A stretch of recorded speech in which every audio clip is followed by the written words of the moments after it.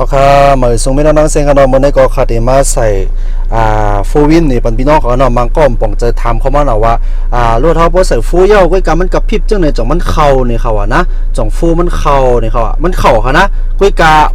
มันหนำเข่าค่ะเนาะค่ะมันเข่าค่ะก็การไฟมันออกมาเหมือนไหนก็การมันเข่าค่ะ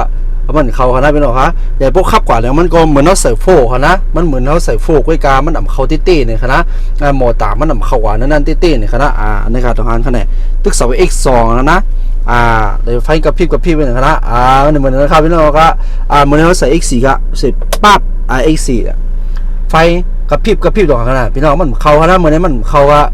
ตีถือบัวเนี่ยเจอบัวมันเป็นจังไหนคะนะเขาใส่ X4 เย้าไว้กามันอ่ำเขาไฟมันกับพริบเนี่ยเขาพี่น้องเขาเนาะต้องเย็บคณะพวกนั้นได้เขาเดี๋ยวเลยใส่ขึ้นมา X2 X2 กัมเดี๋ยวก็เปลี่ยนX4 ขึ้นแค่นั้นนั่นขนาดนี่กับพริบเลยคณะออกโต้ตั้งนะใส่กี้กวางนะอีดอนนะนะครับพี่น้องมันดี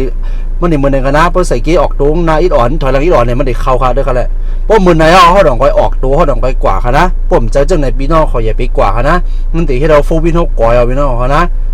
ค่ะแล้วก็มันตีมีทางอันค่ะเนาะเกลูค่ะนะเกฟูค่ะนะนะครับ L4 ค่ะนะเขาพิมพ์มาปั๊บตอนขนาดพี่น้องเขานั่นแหละ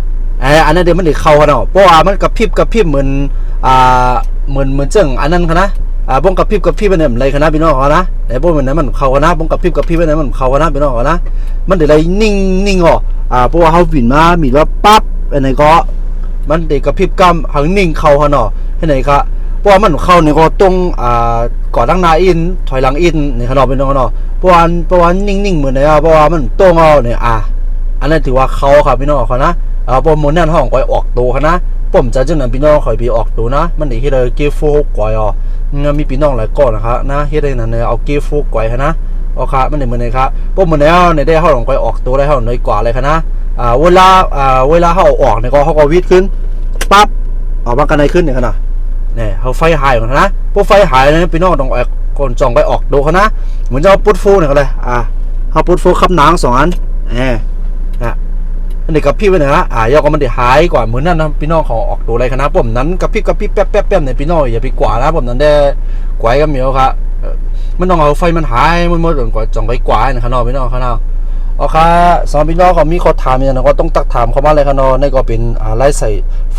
ง่ายๆรวมๆเนี่ยครับน้องผมผู้ก็เป็นหยาบเป็นเยี่ยนติ่งของพี่น้องกันนะตั้งแต่ที่เราเกี่ยวกว่าเนี่ยครับ